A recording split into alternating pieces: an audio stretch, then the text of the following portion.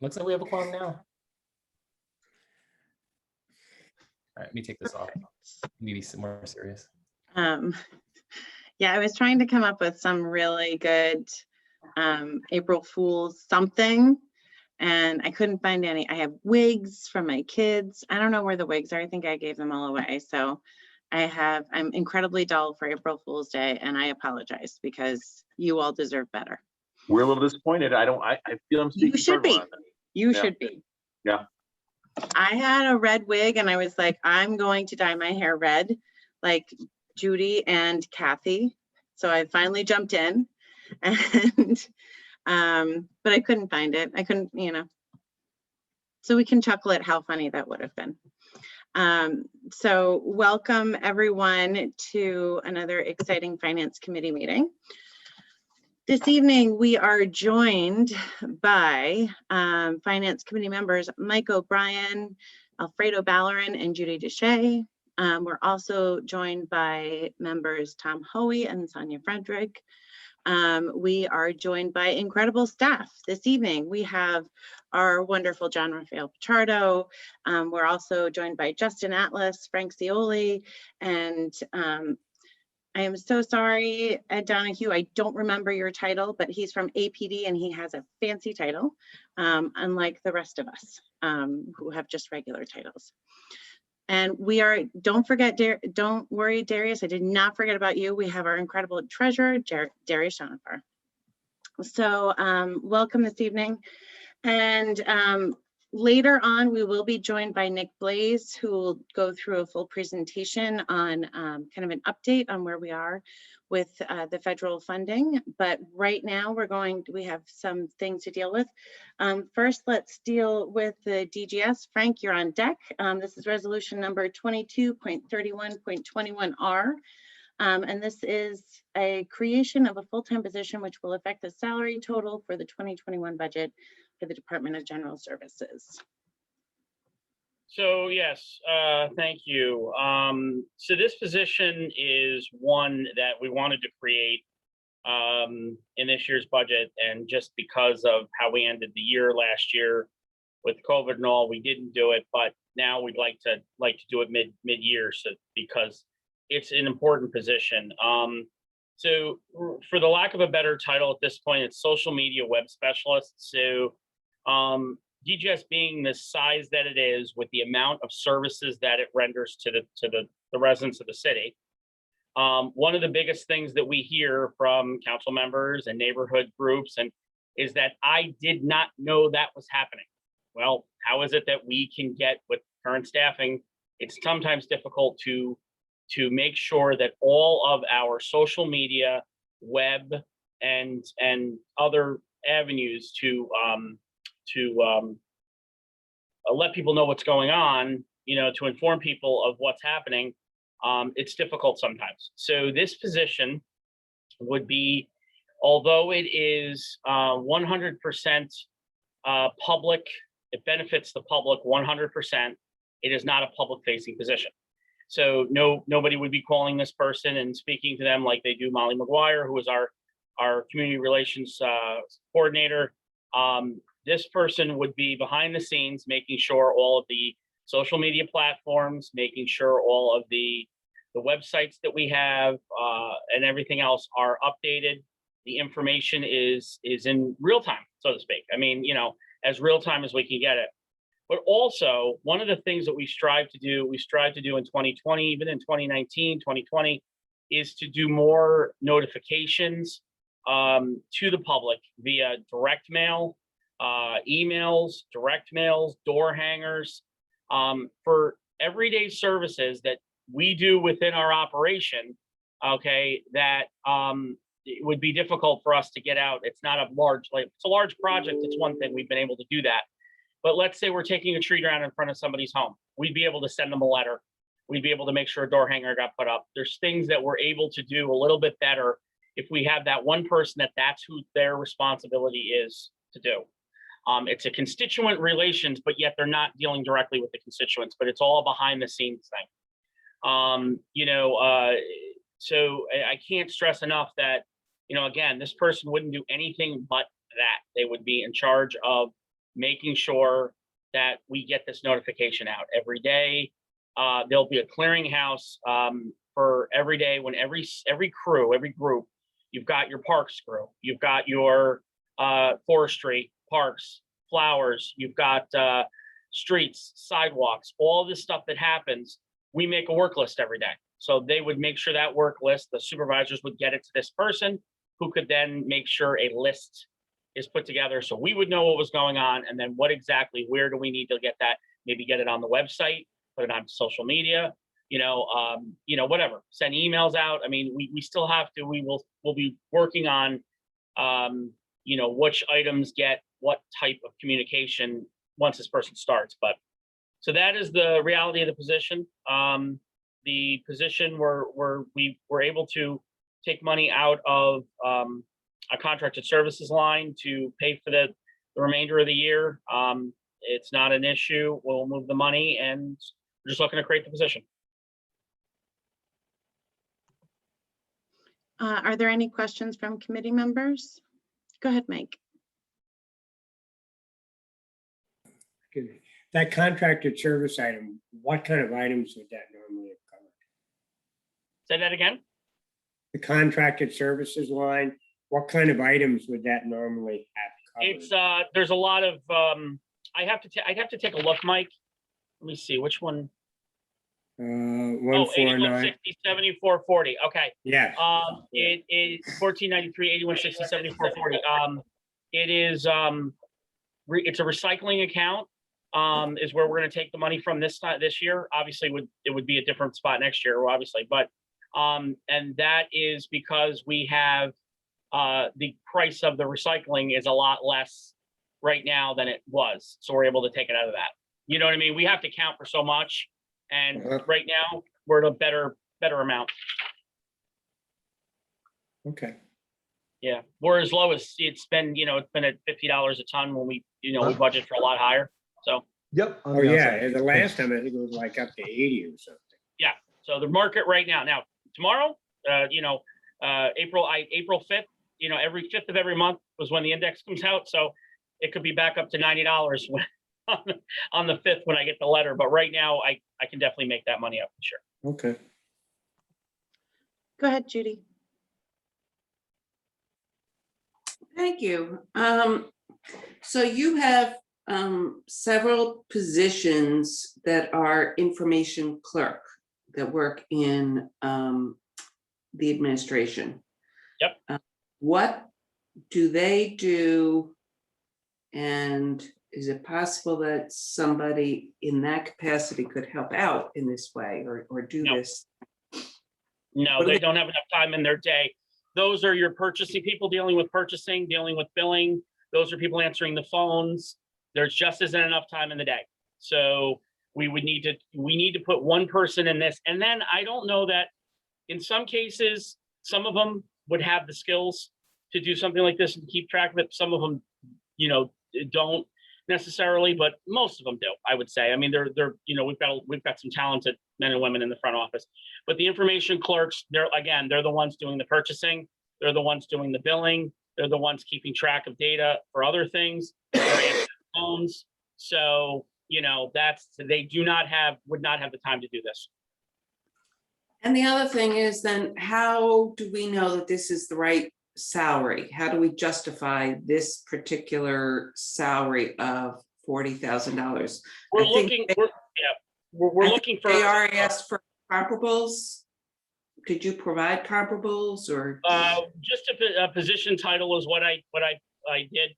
You're looking for somebody who can multitask. What we did is we looked at administrative assistant titles, which were very similar to this money, because that's the level of what we're looking for them to do. They're going to be balancing a lot of things very quickly on top of. So I felt that was the best comparable to do because of the type of stuff they're going to have to. They're going to have web knowledge. They're going to have social media knowledge.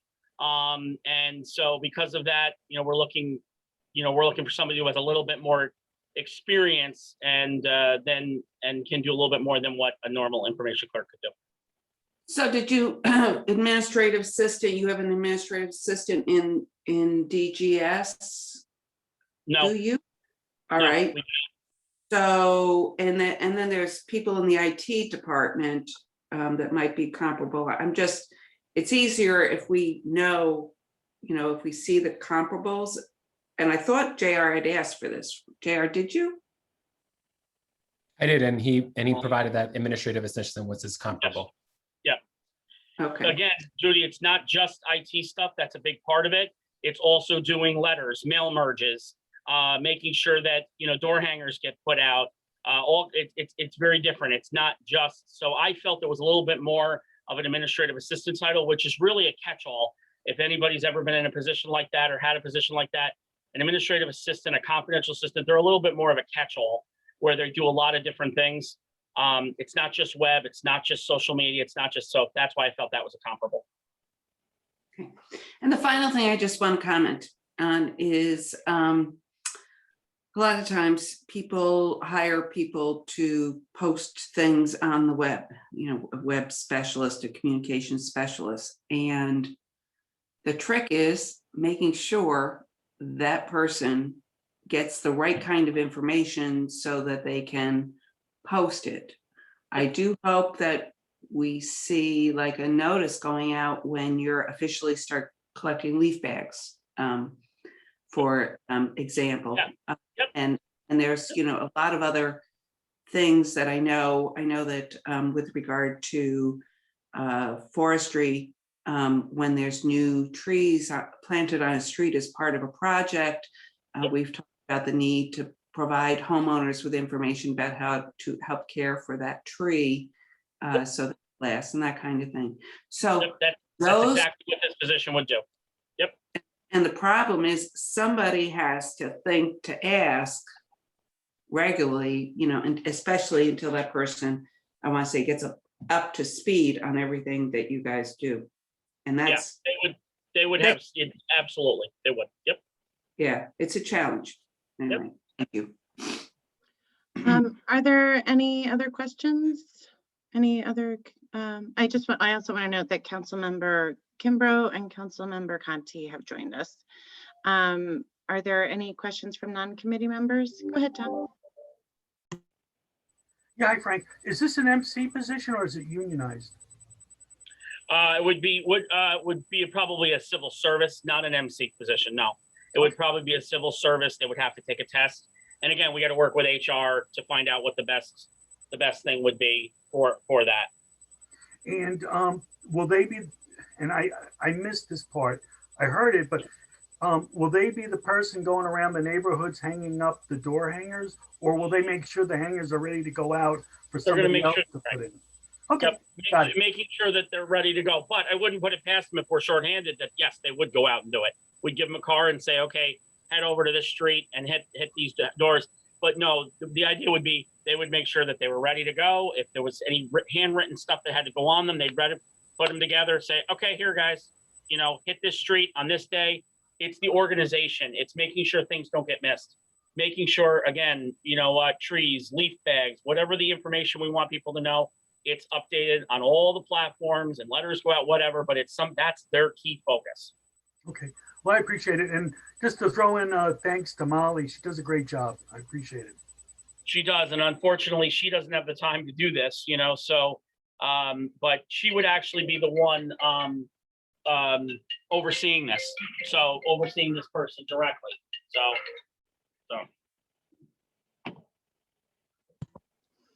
Are there any other questions? Seeing none, could I get a motion? Mike moves in a second. Judy seconds. All in favor? Aye. Aye. That's unanimous. Next up, we have, thank you so much, Frank. We really appreciate it. Not a problem. Everybody have a nice night. You too. Thank you. Next up, we have resolution 23-3121R, which is APD. Sergeant Donahue, or you're up. Okay, And thank I apologize, I'm just making up titles for you. He's you. No, that's deputy. great. You make up the title, but that works. So we currently have again, thank you everybody for letting me join you guys tonight. We have a building services supervisor position that's currently vacant. It was vacated several months ago. And that gave us the opportunity to kind of look at the title and see what changes we wanted to see if we could come up with a better description that would fit the needs of the police department. So we did that, posted it, changed some of the requirements of the job, some of the educational requirements, and some of the other description of the job. Oh, sorry, I don't have my video on.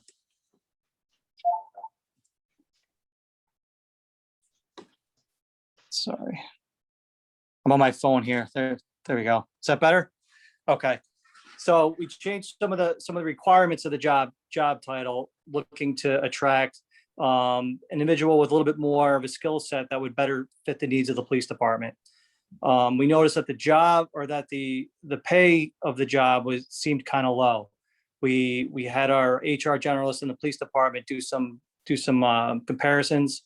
She found a job title at the state for the same type of job, and the pay was up around 58,000. The current pay for this title is at around 46 roughly. We found another comparison downstate that was even higher, but we attributed that because of the location to New York City and the pay being higher down there. So we've been trying to come up with some individuals for this position. We've been having a hard time attracting. Therefore, we're asking if we could get the salary up to a little bit more comparable level, up closer to 50,000 a year. And we feel that based on some of the things that we're asking for this position and the rigor of the position and the job duties, that would be appropriate to get it up to a little bit more of a $50,000 a year level. So that's what we're here asking for. I submitted some of the justification, and I apologize. I think it was late, JR. I submitted that yesterday, so I hope everybody was able to receive that. Excellent, we did get it. Are there any questions from committee members? Go ahead, Judy. Thank you. So, how many buildings do you are there to be supervised in? So we have Center Station, we have South Station, we have the new training facility, which is comprised of 2 buildings up there with the old West Station. We have the farm where the horses are kept. We have headquarters building, communications, and potentially we're looking at another building that would be shared with fire, police. That's down the road. But so there's all those buildings, all the HVAC needs for those buildings, the care of the outside of the buildings, cleaning of those buildings, which is a constant, is constant. It's just there's always issues with cleaning. We have a contract with an outside cleaning company now, and just keeping up on all of those duties. So, all those buildings, the cleaning, the maintenance, and all the other issues that buildings have, both newer buildings and older buildings. There's a lot to this position.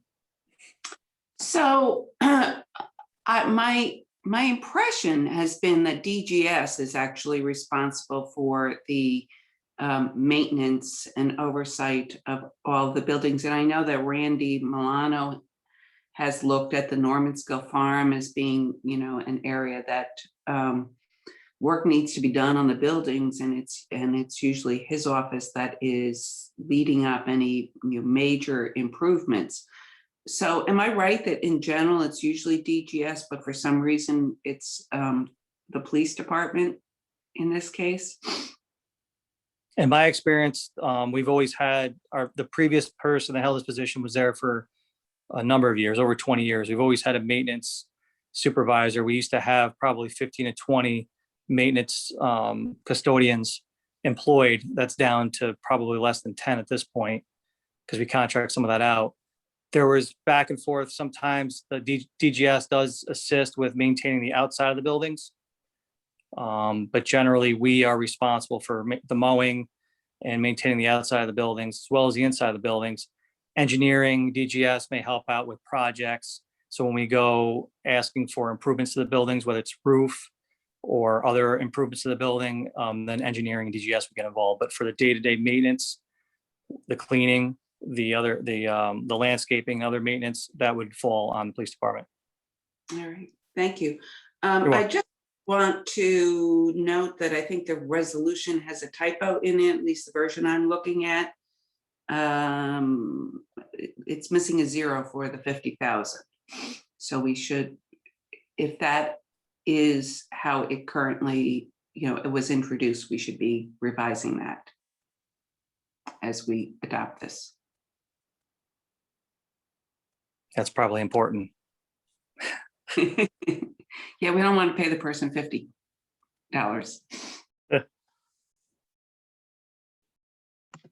Or even 5,000 seems not Yeah. enough. Are there any other questions?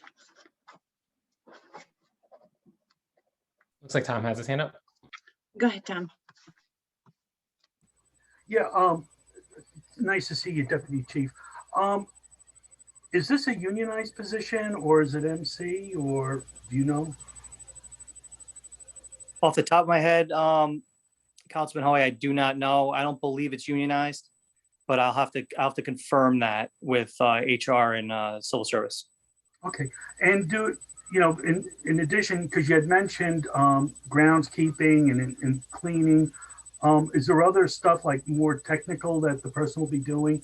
And will they be responsible to get around to these different locations?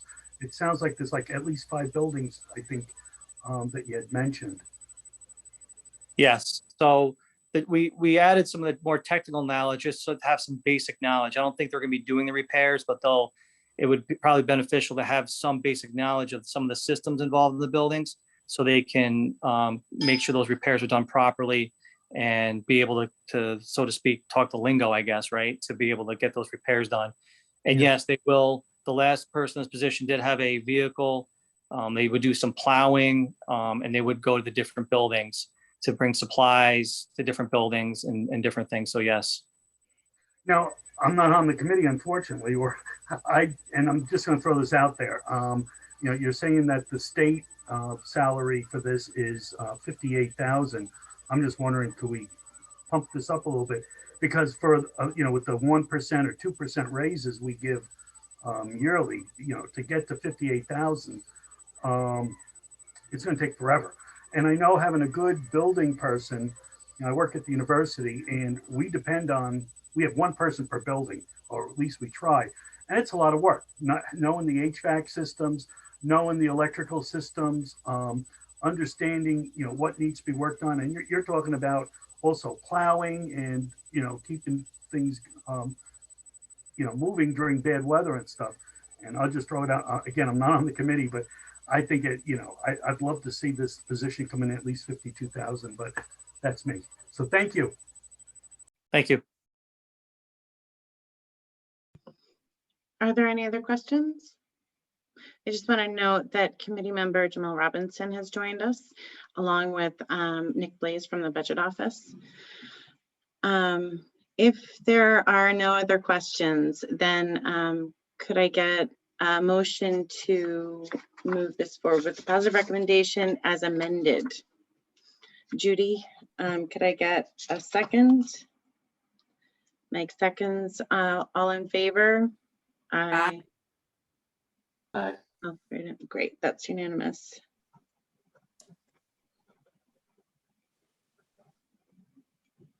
Thank you so much, Deputy Chief Donahue. I got the title right that time. We really appreciate you coming in. And Tom, thank you for the title update.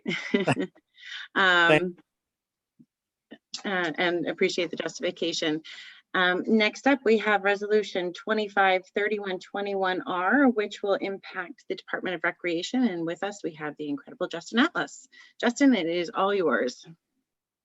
Thank you for having me this evening. Hope everybody's doing well, staying safe.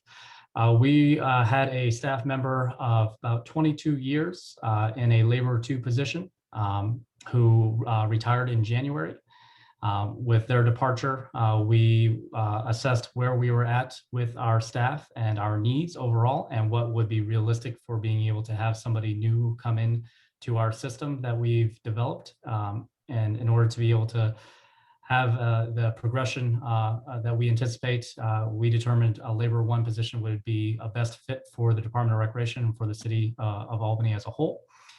With that, that individual would have less responsibilities that the previous incumbent of the labor two position had, as they continue to learn recreation-based operations and continue to develop within the system that we have. So to keep it short and sweet, the request to have the labor two position replaced with a labor one is a decrease in salary overall, primarily because the responsibilities will be less than what the previous individual who held the position was responsible for. Are there any questions from committee members? Go ahead, Mike. Yeah, so how much are they decreasing the labor to? Oh, so you're not going to hire a labor two person, you're just going to hire a labor one person. Correct. It is transition or turning the position from a labor two into a labor one. We budgeted for the labor two because we were not made aware that the individual was considering retiring this early. Therefore, last year we budgeted for the labor two. But as he retired, we are now in this position, and here we are. So that represents a savings of $5,304. Is that going into something else? Or? Not in particular. We didn't have any particular plans for those funds. We were just focused on making sure that we had the right personnel in the right position to do the work necessary. So we were not anticipating being able to reapply those funds anywhere else. Okay. That's all I have. I was like, I know Judy has some questions. Go ahead, Judy. Well, I just don't think that I can support this particular reduction because a primary goal of mine and a lot of my supporters is to make sure that we are not compensating people at less than $15 an hour. And this would be $14.28 per hour. I raised this, asked the question with Mr. Atlas, and he noted that this is what is in the union contract, and we have another laborer paid this amount of money. So it wouldn't seem appropriate to bring somebody else in to a laborer one position for more than that without increasing that other person's salary, but then we have the issue of a union contract. So I don't really know what the answer is here, other than to say that I can't support this. Go ahead, Mike. So as Tom has often pointed out to us, it's not a violation of the union contract to pay a person more. So what would it work out if you worked that salary up to $15 an hour, both for this new guy you're going to hire and for whoever else is in that laborer one? It might just be an even wash, right? So you might be able to put both your laborer ones up to $15 an hour. I'm not opposed to that as far as recreation staff. My only concern and what I would want to know is that with the Department of Water and the Department of General Services, they have labor ones as well. I believe the Department of Water has labor ones as well, but General Service as well. I wouldn't want to create a situation that needs to be addressed on the mass scale. I'd leave that to the budget office and the powers to be able to determine kind of that direction. I mean, as far as I'm concerned, we'd be happy to elevate our staff, compensation wise. The determination of labor one for the position was more for the responsibility the individual would be doing the work wise, day to day. Yeah. I mean, we don't have Brett here tonight, but I would assume that's Judy. If this were, if It's both 40 laborers- hours a week, right, Justin? Correct, 40-hour-week union. So it's, let's see.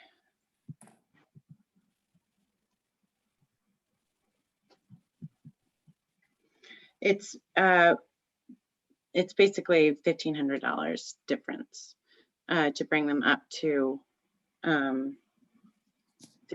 an hour. So certainly in this situation, it would be a wash. I think the big question is if we can legally do this. And then the other question I would have is in terms of what I also am not interested in holding up your hiring process. So if you need to hire someone, perhaps we can talk about something where because I agree, I don't think that this has been an ongoing issue that we've talked about in the council over and over again about wanting to make sure that we're paying a living wage to all of our employees. And the thing is, at the department, in your department, that's one of the things that you feel it the most. And you want to make sure you have some great employees, and we want to make sure to pay those employees so that we keep them with the city for as long as possible, and give them opportunities to continue to rise through the city. So I think the question, that's really the question that we have to deal with. So Justin, what is your timeline for hiring this person?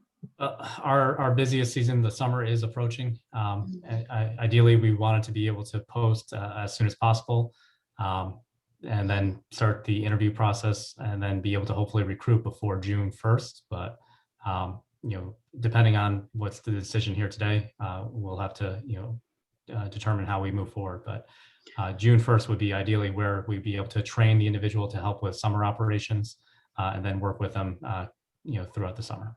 So this is something that I think that informally the committee could agree to it with that raise, and then we can look into that and then still potentially pass it on Monday.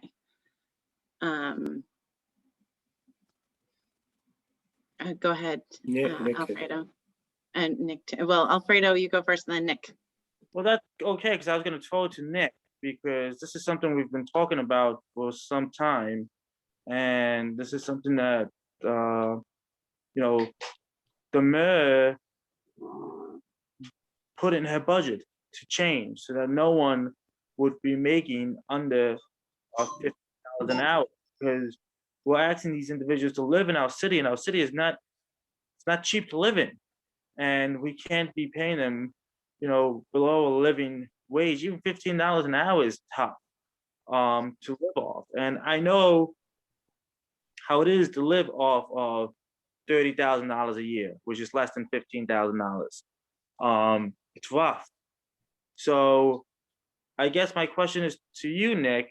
I mean, your department has been aware of this for some time, and we're into April, and we still have staff members, not just one. I mean, it's being brought to our attention about this one situation, but most staff members still have adjusted. I mean, where are we in that process? And are we going to correct this shortly, one, and two, retro in January 1st, because that was what was in the budget. We budgeted to do this correctly. So why can't we figure out how to get this done? Well, I can speak to that. So when the request came from Breck to budget to bring this, amendment to the council, we were, I guess, a little skeptical at first, because we have had trouble in the past hiring laborer ones, and we said, why don't you just go with a laborer too? But Justin gave a more than sufficient explanation as to why the responsibilities really did match that of a laborer one. And that was the organizational needs at the time. So the salary discussion that came after that is similar to this discussion that we had as part of the budget process. And that's something that we know that we need to bring up. The mayor did say that there was at 1552 at a minimum provided in the budget for every white collar employee, but the blue collar thing, as Justin pointed out, is not necessarily as straightforward as just making an exception for one person in rec, because that can have ramifications. So what's good news is that 1552 is a floor that we set, and when we go into negotiations with the blue collar union, which have been delayed because of things like the ongoing pandemic, and also negotiations with other unions, we're making ground, and hopefully have some good news to bring you guys soon on other deals. But that they're going to know that that's a floor that's been set. So when we bring everybody up, including DGS, including water, I don't think that they're going to use that at the negotiation table, and they're not, that we're hoping that's a floor that's been established for the city, and not necessarily something that's going to be applied to laborer ones going forward. And in terms of retro and all that is all stuff that would just have to be negotiated and outlined as part of the collective bargaining. Nick, I got to give you a little pushback here, and I know this isn't your fault, but I mean, I guess this is something we should be talking to Mike about, because this is my understanding. The mayor's statement was she didn't want anyone who worked for our city to be making less than 1552. So why can't we work with the union and do a MOU on this issue to get those laborers to that salary level before we go into negotiation? And then that's already baked into those staff view. To me, we still have people making less than 1552. That's the problem, my problem I have with this. That we still have people, we're into April, and I understand there's a lot going on, but why can't we sit down with the union and say, let's do an MOU, get this settled, take care of these people, and when we have negotiations, we go from that point. But these individuals get to where they have to go, get to where they should be, because, that's what we said we were going to do. And that's what we told residents when we passed this budget, that this was also helping our most vulnerable staff. And I feel like, we could do better. And it's not So, you, Nick. if I could just interject, and Alfredo, I completely agree with you, but I'm not sure that Nick is able to answer all of those questions. And Judy and Mike also have their hands up.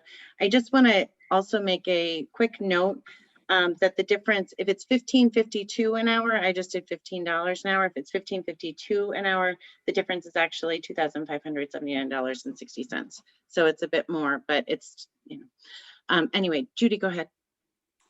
So I think that this is a little bit more complicated. If I thought that there was an easy solution, then I would have proposed it. I think what we need to do is we need to buck it back to the administration to look at these issues. So I'm looking at the budget, and Justin's right. There's like 16 people in the budget, FTEs as labor ones in one section of DGS. They're broken down into many, so I didn't go looking for more than that. Once we start talking about 16 people, we're talking about a lot of money. I think I had asked the question of Justin whether this was a 37.5-hour position per week, which would make it over $15 an hour. And I thought that when we adopted the budget, that's what we were told about those other labor one positions. So I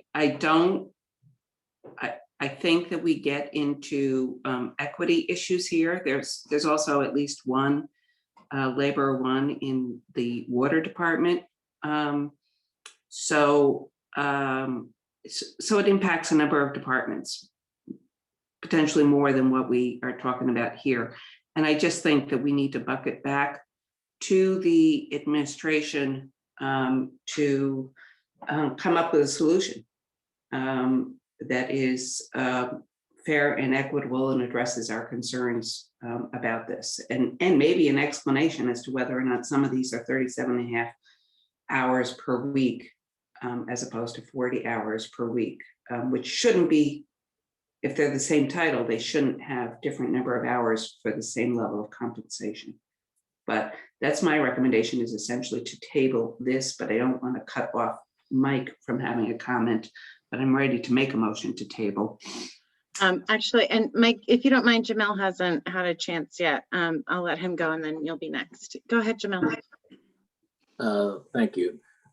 So just a quick question. I don't know if JR can speak to this, because I do understand all sides of the coin here. And I really don't, because summer is fast approaching, I really don't want to bottleneck the process, the hiring process. So is it possible that we can amend the resolution to encourage talks or encourage the administration to negotiate with the unions about that 1552? We can put in the resolution to encourage it, but that's what it was. But we would still have to, according to what I'm reading, still have to keep it at the same level comparatives to what other departments have. Okay, because I'm for putting some type of language in there, encouraging us, encouraging administration to negotiate to that 1552 range, just not to bottleneck the hiring process.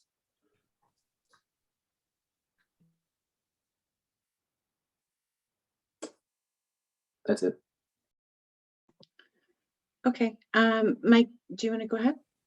Yeah, I sort of like Judy's proposal, but I guess the question is, how quickly can the overall issue be resolved without bottlenecking the rec department? And I don't think we're creating any precedent at all. I think the mayor and the policies that we voted on have already created the precedent. It's just a matter of the practice catching up universally with the precedent that's been stated. So would let's say this passed at the mid-April meeting, would that jeopardize you hiring your person for the busy season? It would definitely push it back. Again, anticipating we get a good pool of candidates and everything goes smoothly. Theoretically, yes, we could move forward.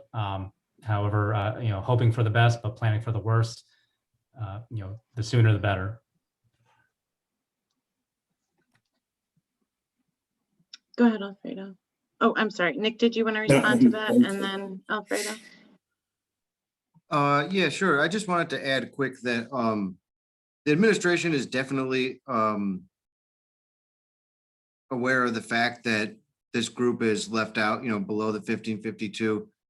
And that's something that we're actively trying to remedy. We know that that's the last group in the city. So we set that floor, as part of the budget, and we knew going into the budget that this is something we had to address in the next round of union negotiations. So it's something that's currently on the radar, and it's of priority. Alfredo, go ahead.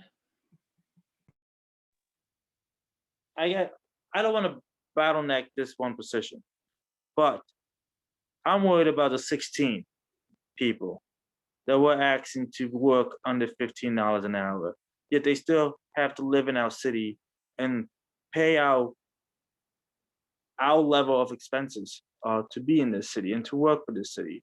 That's what I'm worried about. And I don't think it's, if you look at the total budget, we're talking about 16 individuals. That's roughly about $2,200 an individual.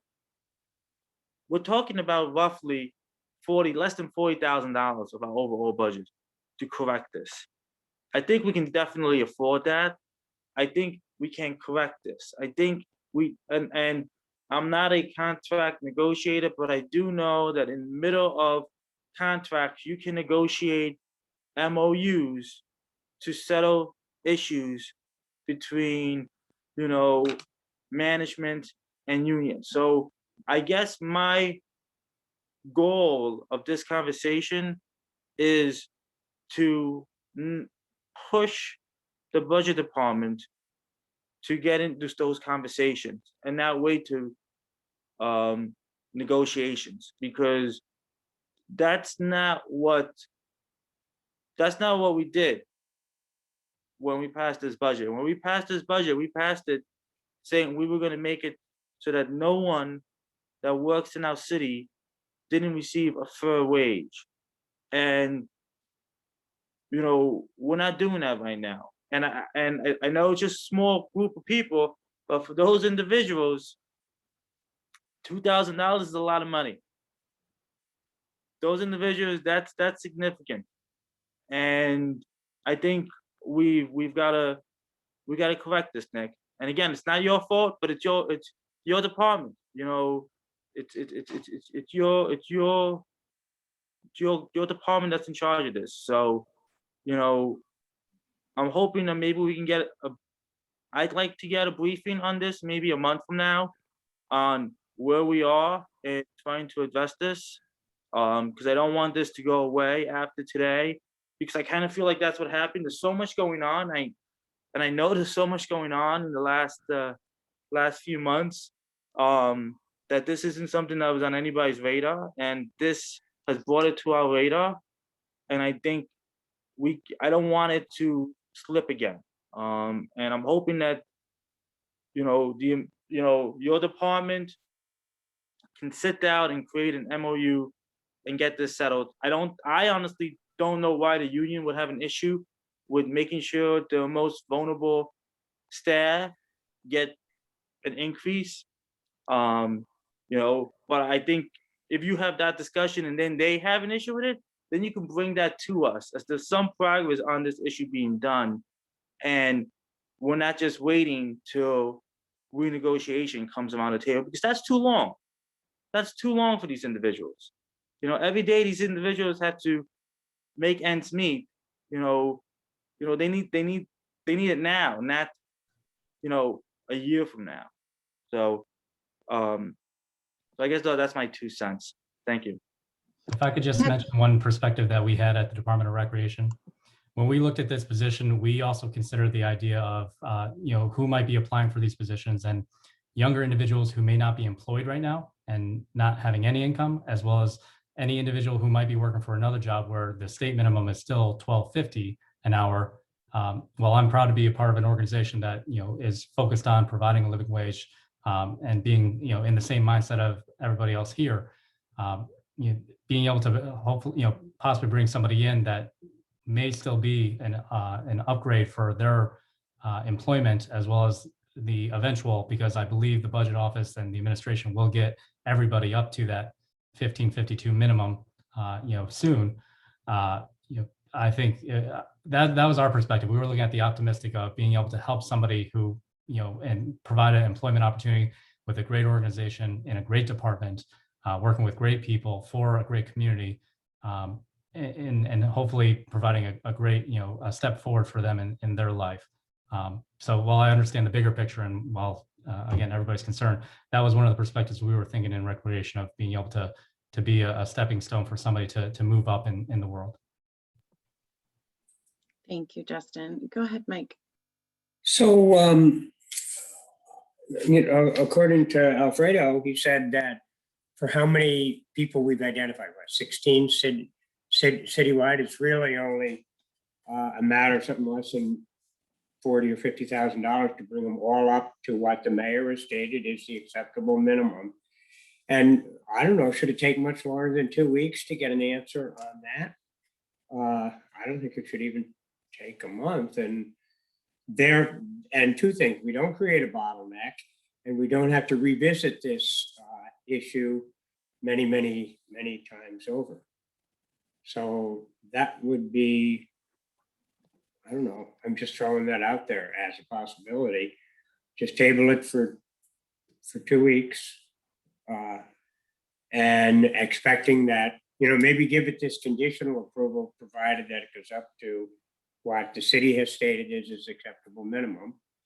And then 2 weeks, we would vote on this, having been told by the city that they've solved the problem. I'm throwing that out there as a perhaps acceptable idea. Yeah, I mean, I have to, Mike, I have to agree. I mean, some things echoing. I'm not comfortable voting for somebody, and I do understand in the broader picture, I did vote for many people to get below $15 an hour when I voted for the budget. However, I'm not comfortable voting for this. I have no desire to bottle you up, Justin. I appreciate your work so much, and you are absolutely right about that mindset. But it's just not something I can do. There's some ethical things you just can't do. So I personally like Mike's idea. I wouldn't mind doing an informal discussion of committee members to see if we'd be comfortable voting this through if the individual was paid at least $15.52 an hour. And then we can discuss with the administration next steps. I do have to tell you, Justin, potentially this can cause a bottleneck for you. I would love for you to keep in touch with me on that. If that is impacting you, please get in touch with me, and we will do our best to figure that out, because that is not our intent.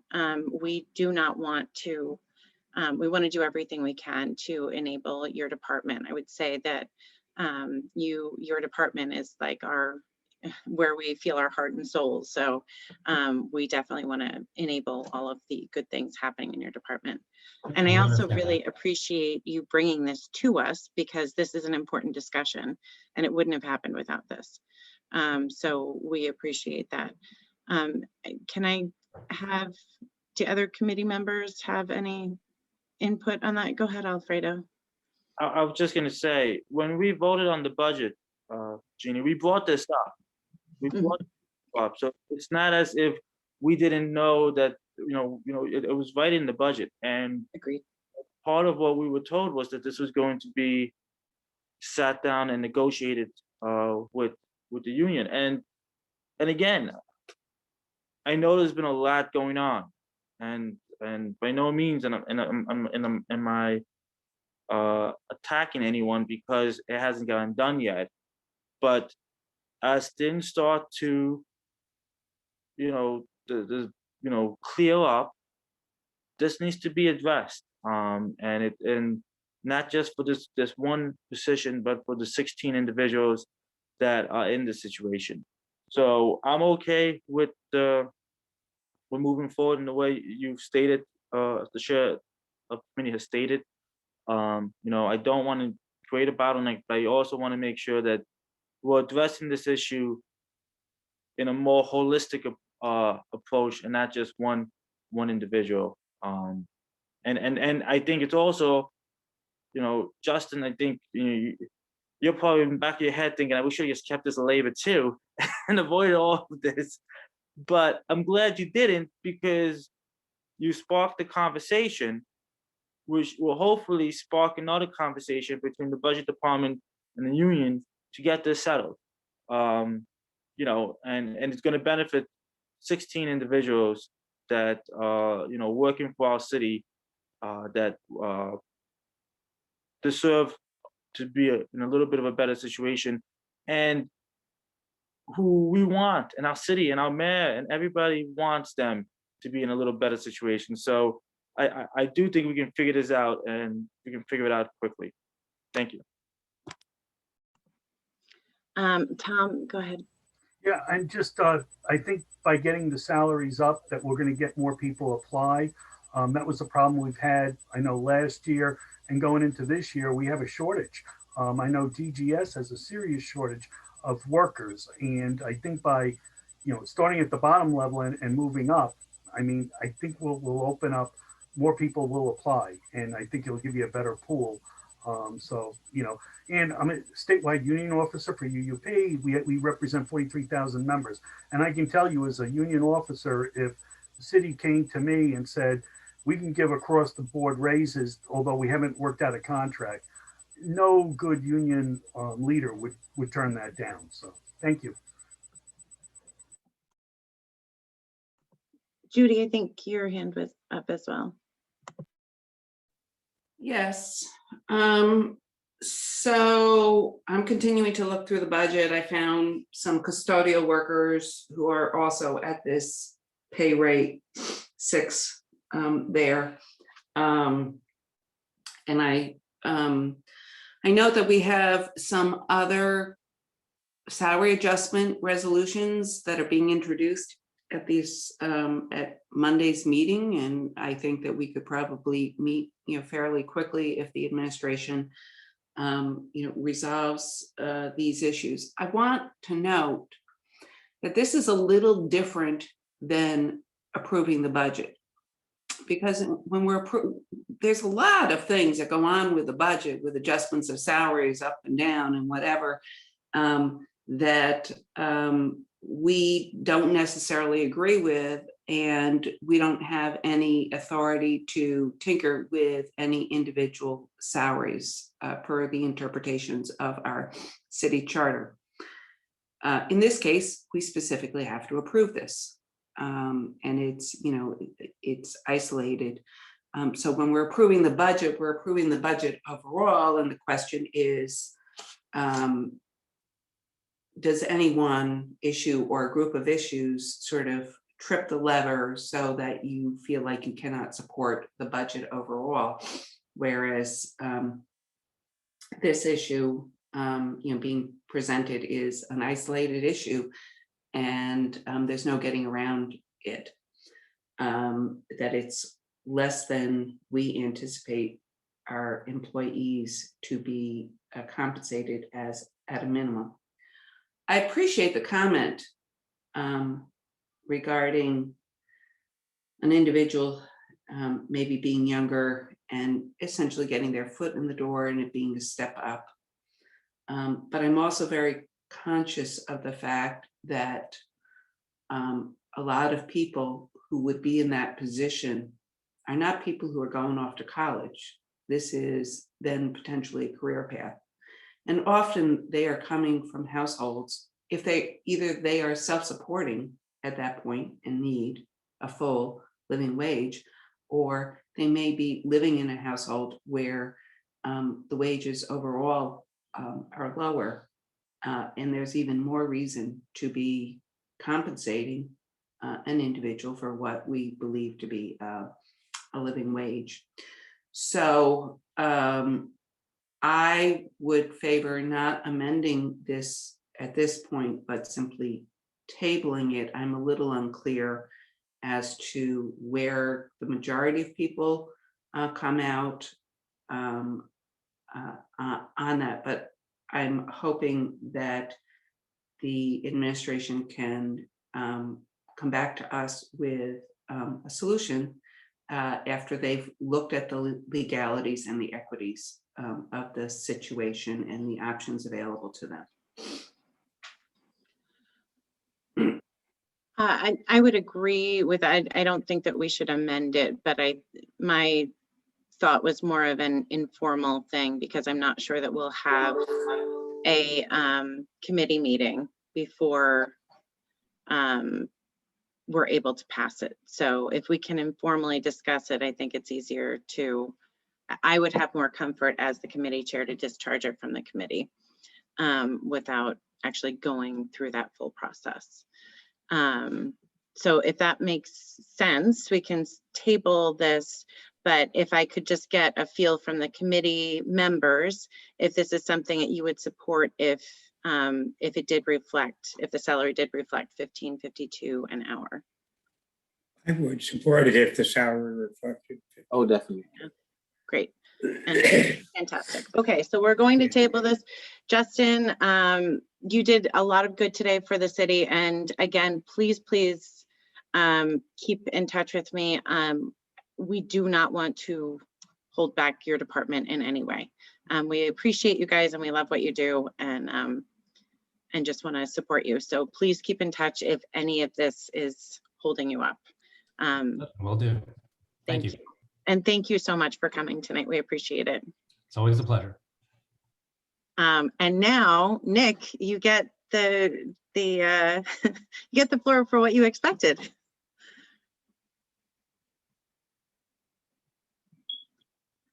So Nick is going to discuss and I'm going to forget it because my brain by the end of the day is fried, but the American Rescue Plan, is that correct? And some of the details. Mike and Nick gave a really great presentation, and I asked for them to bring it here. It contains a lot of information. Nick also was kind enough to provide the language. Judy had asked for the language, which is very helpful. So he provided the link that language is in, and JR has already shared that. So with that, Nick, I will stop talking. I'm not sure if we can does somebody have the PowerPoint up so we can share the screen? Ginny? Yeah. I just want to note that there's an inconsistency between the language that we've been provided and the language that's in the PowerPoint, because I couldn't find the paragraph 4 that is mentioned in the PowerPoint language in the excerpts that we were provided. So there's something, I don't know which is, I understand there were a lot of versions being passed around. I don't know which one is the one that was passed.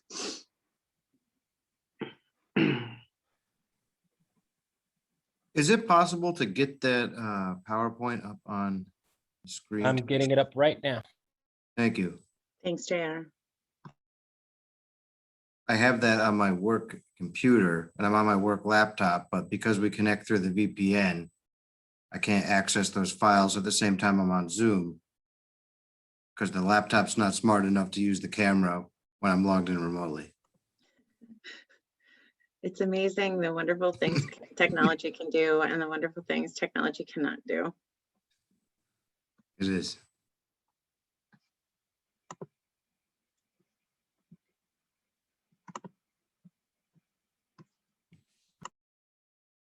Okay, so here's a breakdown of some of the funding that's been provided to us and our peers as part of the American Rescue Plan.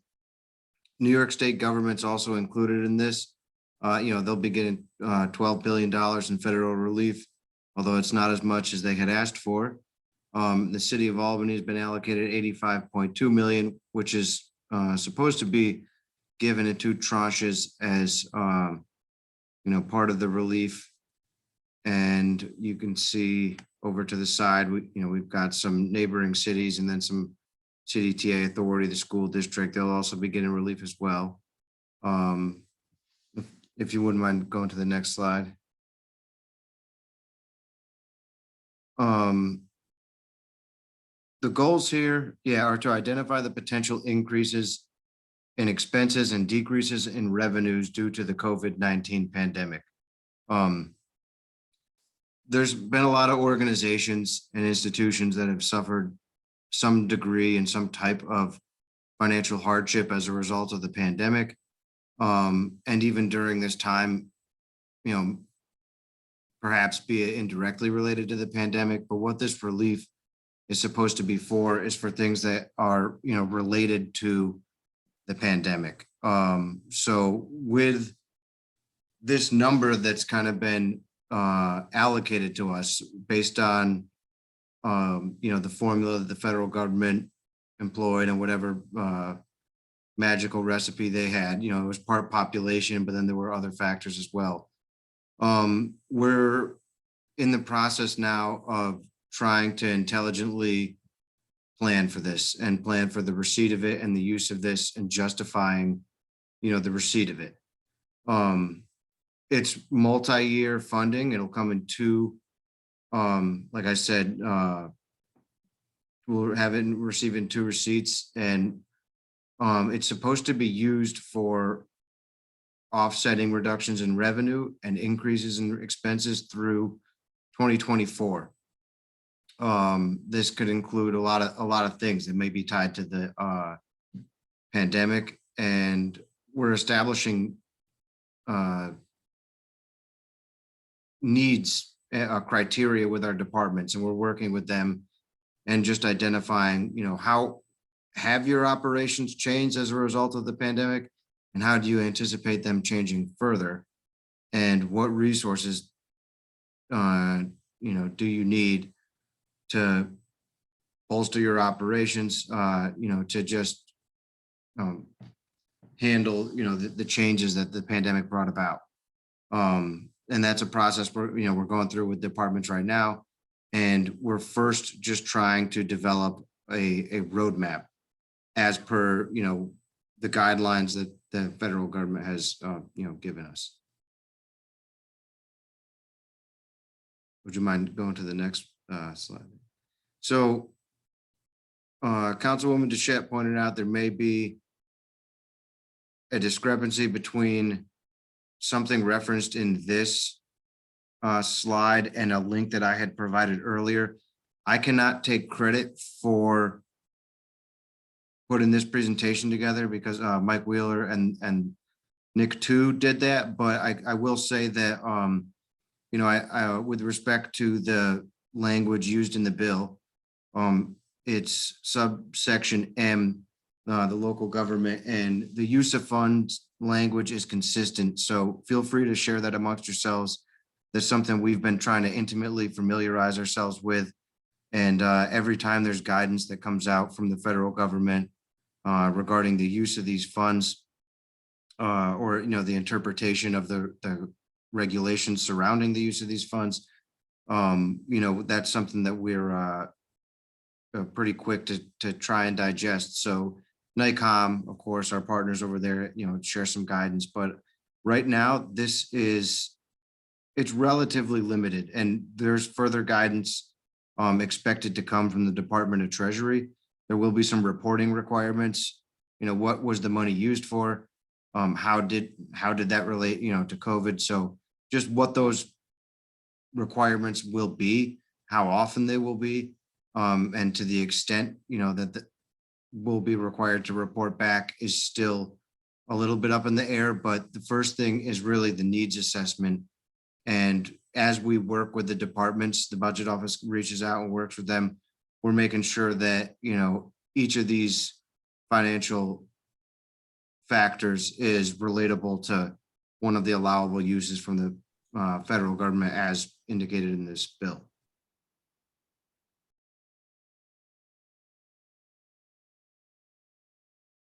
This is a estimate and a forecast of some potential revenue losses based on categories that you may be familiar with from the budget book. Some of these things may take a long time to get back up to normal. Some of these things may be more temporarily impacted. You'll see property tax, pilot sales tax, state aid, capital city funding, departmental, landfill, and all other. And these are relatively conservative, but as you can see, just loss in revenue alone could be a significant factor for us. And it's not, as the mayor pointed out in this last week, what anybody should consider a windfall or, an unlimited supply of cash that we have to do a lot of projects with. This is supposed to last us, other cities, and, the 50 state governments through 2024. And what we did, to fight a public health crisis had some consequences from a public finance standpoint. That's a tough act to kind of balance, but they're directly tied to each other. And, closing down the economy has a direct impact on the fiscal viability of governments. You guys know this well. So when you see 2020 projected, $15 million deficit, that is what we project our revenues will come up short compared to the baseline, that a 2019 baseline, which is the most recent full year of revenue data.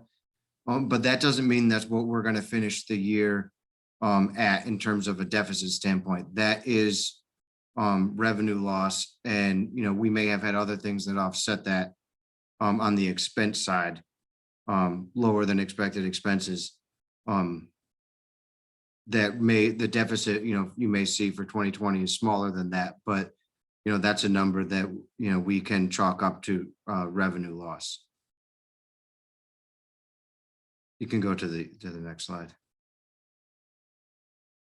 So, as I said before, potential use of the funds, those major categories: recover lost revenues with continued response to COVID-19, including workspace needs for social distancing, work from home, to reestablish our fund balance, which hasn't been at a recommended 10% of our annual budget for a long time, ever since I have worked here. Premium pay for certain employee categories and economic development.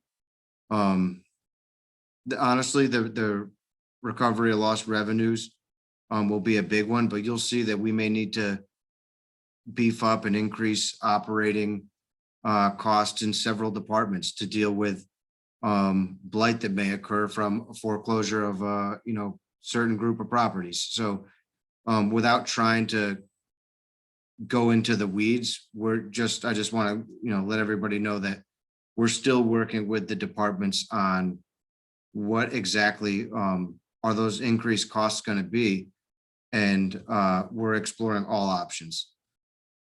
You can go to the next slide.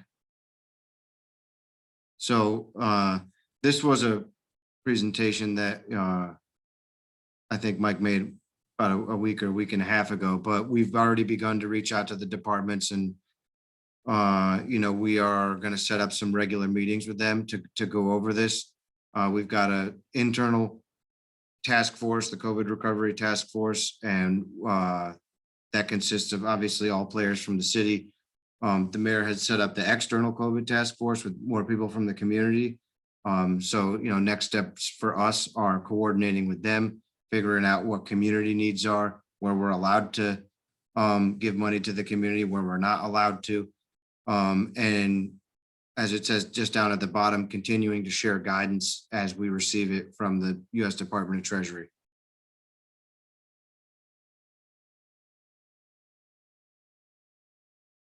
And that is all that I have. Thank you so much, Nick. I'm going to open it up to questions. Tom, go ahead. Yeah, I just had a question. You had the year 2020, which is gone.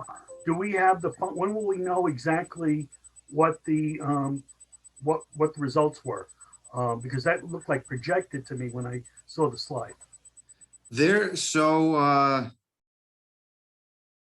We should know relatively soon. Normally what we refer to are audited and unaudited financial statements. So I believe today would have been the last day for our books to be closed, and we have a soft close for 2020, and Treasury still makes adjustments to revenue codes and expense codes normally up until the last minute. And we've gotten a lot better in recent years about the number of things that we have, but there's always things, and sometimes it's not even the city of Albany's fault per se, but a vendor sends us some late information, and at about that time when we close those books after the first quarter of the following year, we get those audited financial statements. So we have some estimates on how we're finishing the year right now, and there's a couple changes probably still occurring, but we have a good idea what that number is, and I can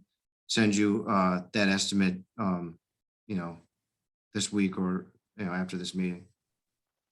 I just add that we should have a pretty good idea on raw figures by the end of April when we file our AUD with the state, our annual updated document.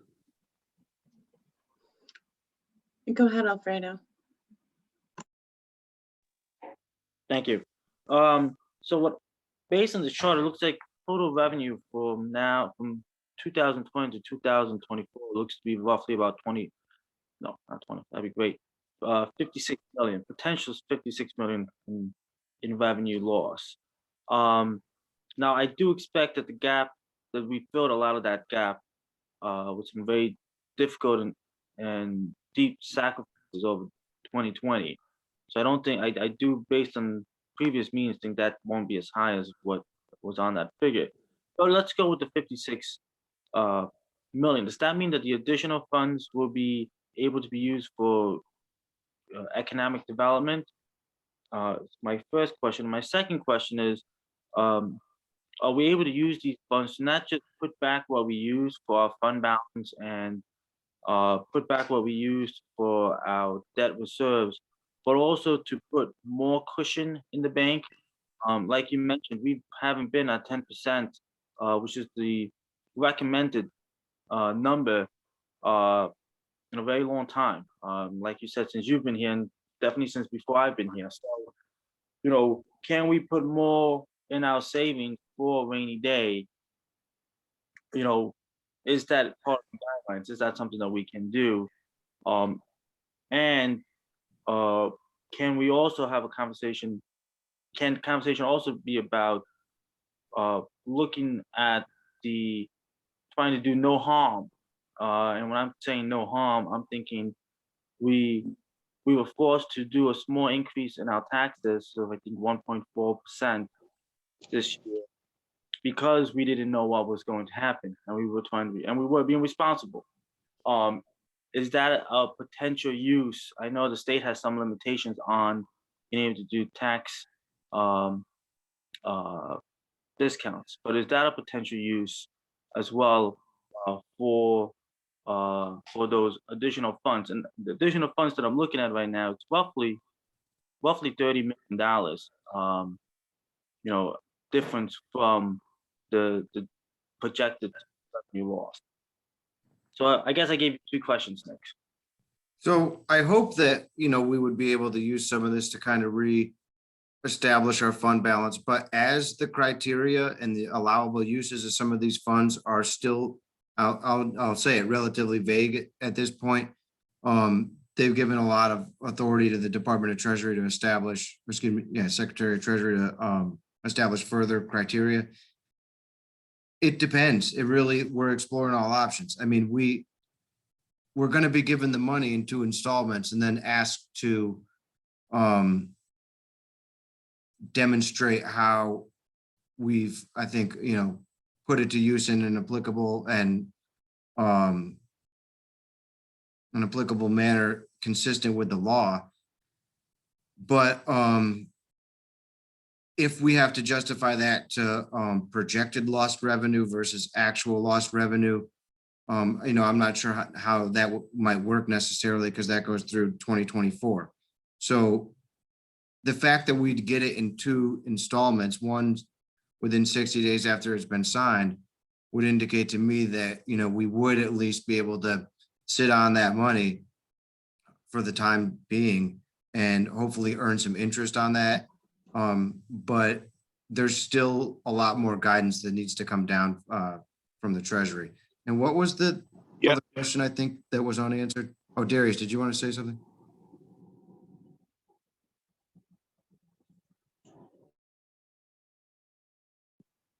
I'll go. Unless are you going, Darius? He's unmuted, I'm but trying to, I'm kind of going in and out here, but on my way to baseball practice. But Nick is right. We're really anxiously awaiting more guidance from Treasury. What seems to be clear, I think, is that we can use this money to recoup lost revenue, and that definition of lost revenue is going to be pretty expansive. One of the things I'm deeply concerned about, and the mayor's deeply concerned about, is how it's going to affect property values and how much loss we're going to see on property tax revenue because of lost property values as we start to get the Supreme Court orders, people filing to decrease their valuation for property tax purposes, especially for a lot of the large office buildings downtown, which pay hefty property taxes to the city.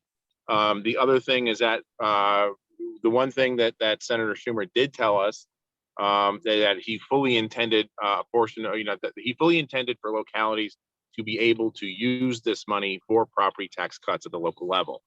Again, it's going to depend on what happens with the regulations coming from the Treasury Department, but that's definitely what he envisioned. So, Richard and then Jamel. Thank you.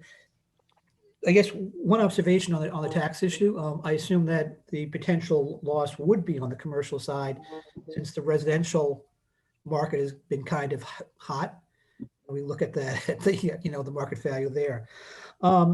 In looking at the revenue loss table, and we're looking at 58 million, and we're getting 85 million, and so we have like 13 million or whatever to work with or play with, you might say. I don't know how you want to put it.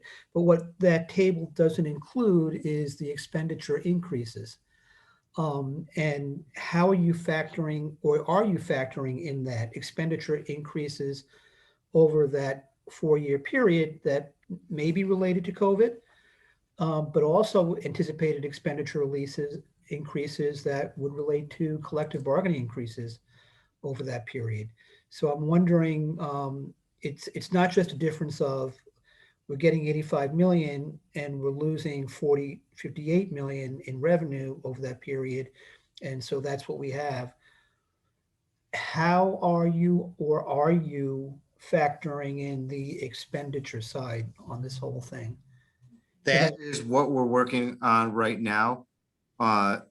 The budget office relies, on every department in the city to give us a good assessment of their operational needs on an annual basis, just as part of the budget. And the same thing for this, for increased COVID costs. This is nothing that, we can do upstairs at City Hall. We really need to know what these departments need. And, it's a great thing that you pointed that out. These will result in, some of these things will result in permanently increased operating costs. Okay. But this is, a one-time shot of money. So that just needs to be taken into consideration as well. Yep. I mean, if you use it for economic development that bills back better, so that we increase our revenue base, that kind of offsets the one-shot nature of some of this funding. And another quick question on the external task force. Right now, we know the chairs, the co-chairs. Do we know what the status of further filling out that task force is, or a timeline? I can get that information and reach back out. Okay. And also, as I understand the revenue, I mean, a lot of this obviously offsets city expenditures, but we also have the ability to use it to support outside entities that might qualify for whatever the standard is. Correct? Yeah. Are you saying if it's, allowable to? We can use it for outside entities that may have been impacted, whether it's not-for-profits that may have been impacted through revenue losses, et cetera, that might need some bridge assistance, or even, I don't know, economic development, but it can be used to support outside entities consistent with the intent of the act. I believe that it can, at least with the, case of authorities. And I believe some, other not-for-profit or community organizations as well, but that's something we're also waiting on some further guidance on. Okay. yeah, thanks. I'd agree. Yeah, one area that I'd expressed some interest in was to help really small community-based not-for-profits that are important to the community, but don't qualify for some of these other assistance type programs that we tend to look at, bigger ones. It could be with, community service organizations, community arts organizations that are smaller, but are not the big, like the Albany Symphony or Proctor's, or big organizations like that don't really qualify, and that have really been hit and really do contribute to a quality of life and, to the community in a sense. So that's something that I'd like to, hopefully we can pursue. Duly noted. Go ahead, Jamel and Judy, you're next. Just a quick question. Do we anticipate our, because you said that the definition is kind of broad, if we be able to use any of this on our debt payments that we may have incurred for infrastructure improvements and things like that over the last year or so? I'm not under that impression currently, just because unless it was in debt that was incurred as a result of COVID. But if we're able to justify receiving certain money on lost revenue and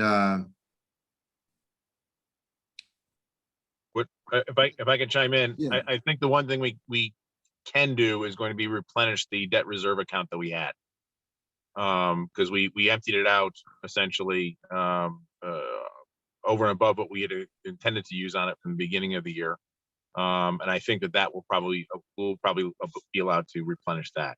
So that's something. Okay, thank you. Go ahead, Judy. Thank you.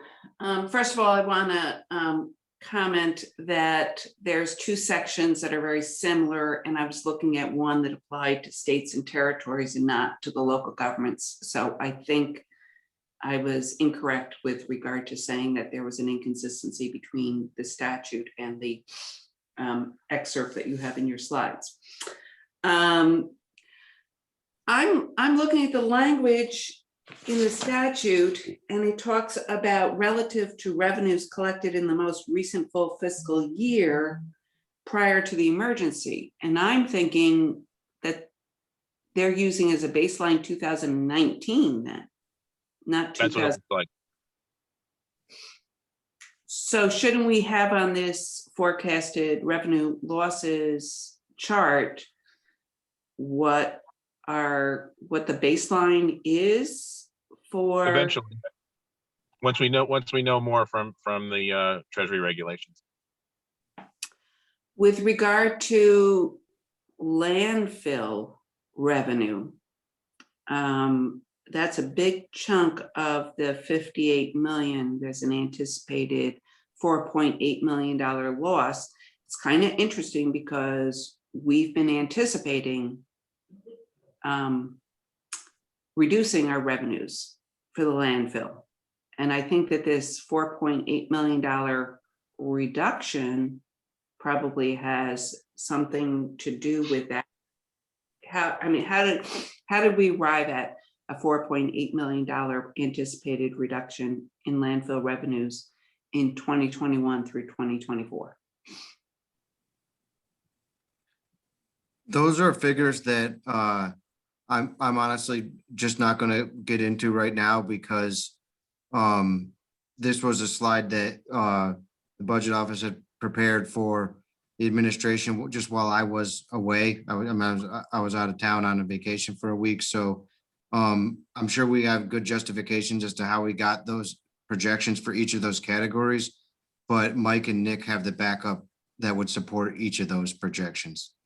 I would say, I think in a very briefly, Judy, I think it anticipates a reduction in infill into the landfill, inflow into the landfill. There we go. In anticipation of extending its lifespan as long as possible. Oh, okay.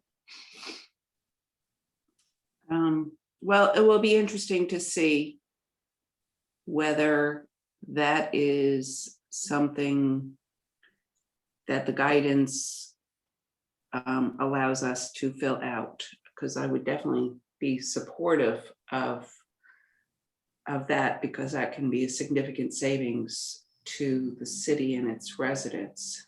I'm wondering with regard to the task force.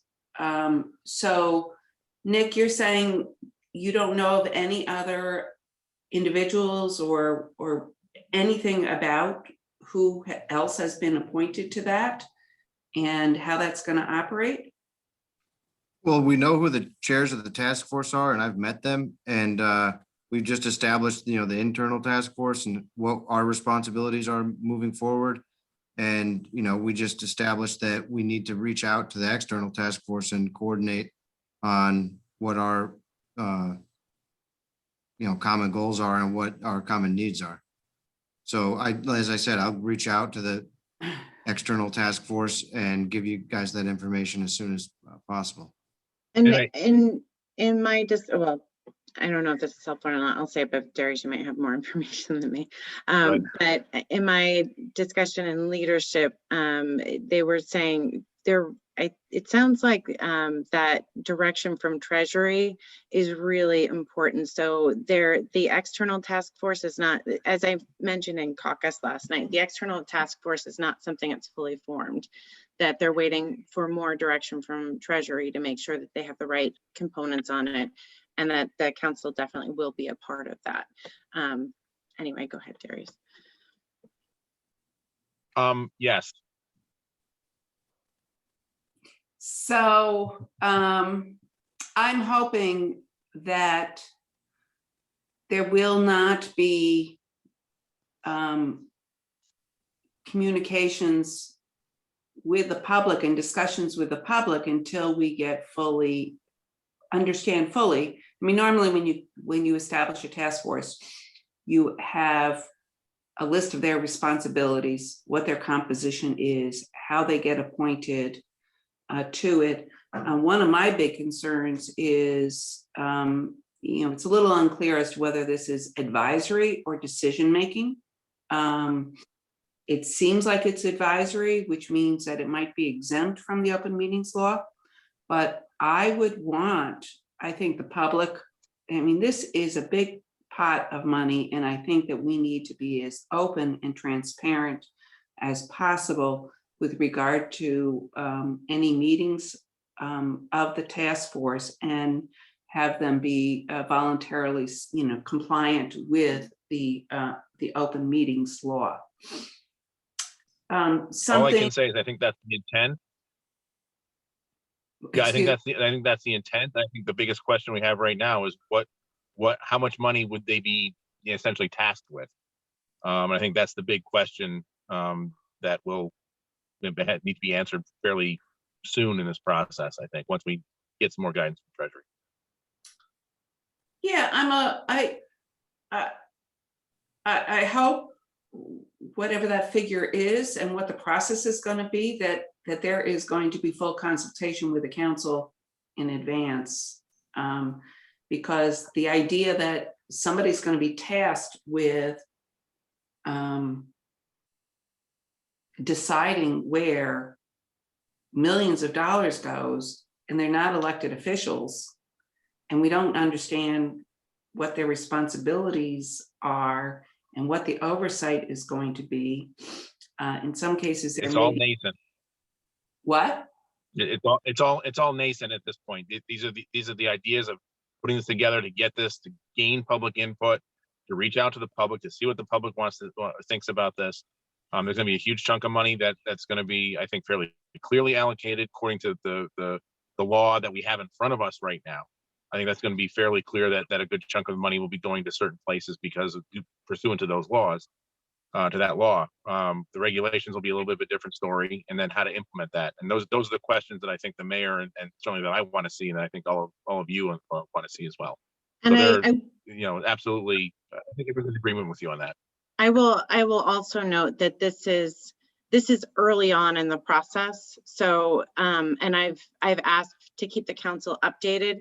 So there's a lot of questions that we have that we won't have the answers to. And let's continue to ask them, but let's also remember, if the answers aren't there yet, they're not there yet. But I think it's important to ask them now so we make sure that they get answered in the future.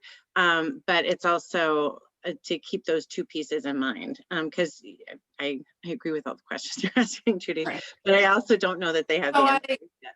Because it's such a big unknown, and I have a lot of constituents asking me questions about how is this going to operate and whether the council is going to be involved and what our role is and what the task force role is, and et cetera.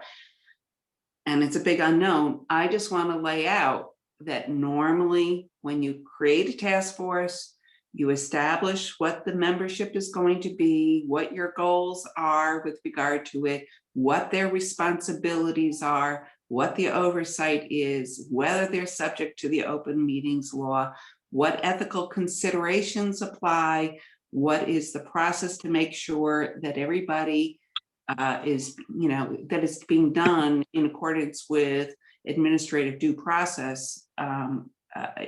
And there are people like Faye Andrews, I think, who can be very helpful on some of that when it comes to the allocation of money. I also have a little bit of experience with that too, having worked for the Department of Health for many years. So I just want to say, yes, I hope that information is coming. I want to be clear about the level of detail that I hope that we will be getting, not only we, the council, but the entire public, our, residents, taxpayers, and anybody else who has an interest in the welfare of our city. The final thing I want to mention is I think we should be looking at and having discussions with the feds regarding and NICOM regarding advocating for the ability to use some of this funding to establish a contingency and tax stabilization fund. I think that this has been what we experienced is earth-shattering. We have the ability potentially to put money in a reserve fund that is, I've been reading my NICOM materials lately as I'm deciding what is important to keep and what I'm tossing. And I was looking at this reserve fund, which is kind of spell up, and thinking, If given my druthers, that'd be step number one. That this is absolutely a contingency reserve fund. We constantly have unexpected expenses and revenue losses. And rather than the city being in a position of saying, whoops, we guessed wrong, and maybe needing to borrow more than we expected, having to do RANs or TANs,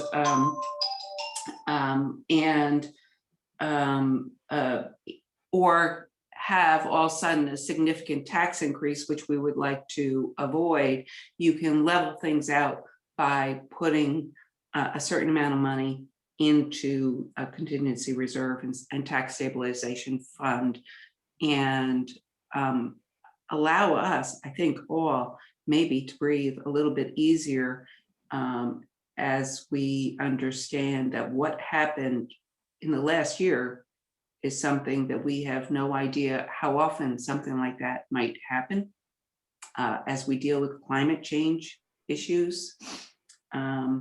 And we're not always necessarily going to have the ability of the federal or the state government to help us out as we look at some real significant uncertainties. So thank you. Council member, you had me a contingency fund.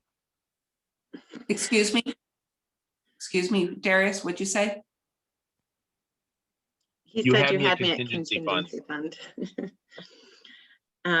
Judy, my request, and I know you're not feeling well, and thank you for being on tonight, but if you wouldn't, what would be very helpful to me, I did take notes of some of your questions. If you wouldn't mind writing those questions down, because I'd like to kind of keep those together as we move forward and make sure that they are answered as we move forward.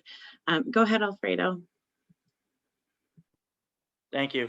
I did want to just follow up on what Judy said. I do think it's important that we are very open in the process and allow the average resident to have a say in this process, and that we're very clear on how these funds are used. I think for many years we've been under a very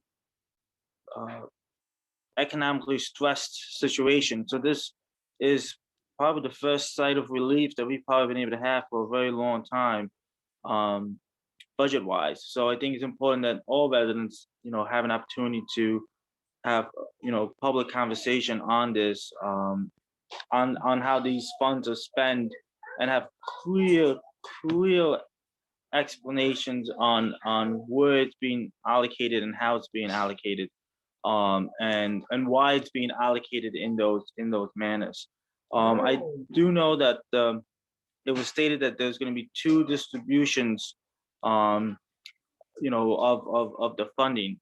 Have they given us any clear time frame of when the first distribution would come and then when the second would be expected? Yeah, I believe the first one is supposed to be received within 60 days of it being signed into law.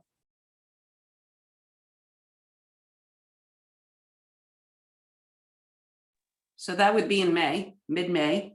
And then the second one is supposed to come exactly a year after the first distribution. Correct. Thank you. That's good information to have. Excellent. Do we have any other questions? Seeing none, can I get a motion to adjourn? So moved. Judy and Alfredo, I'm going to have you second it if you don't mind. Thank you, Nick. Thank you so much for coming to present this. We really, really appreciate it. And Darius, thank you as well. You guys, this was just deeply appreciated. And I hope everyone has a great night. You as well. Good night, everybody. Good night. Thank you all.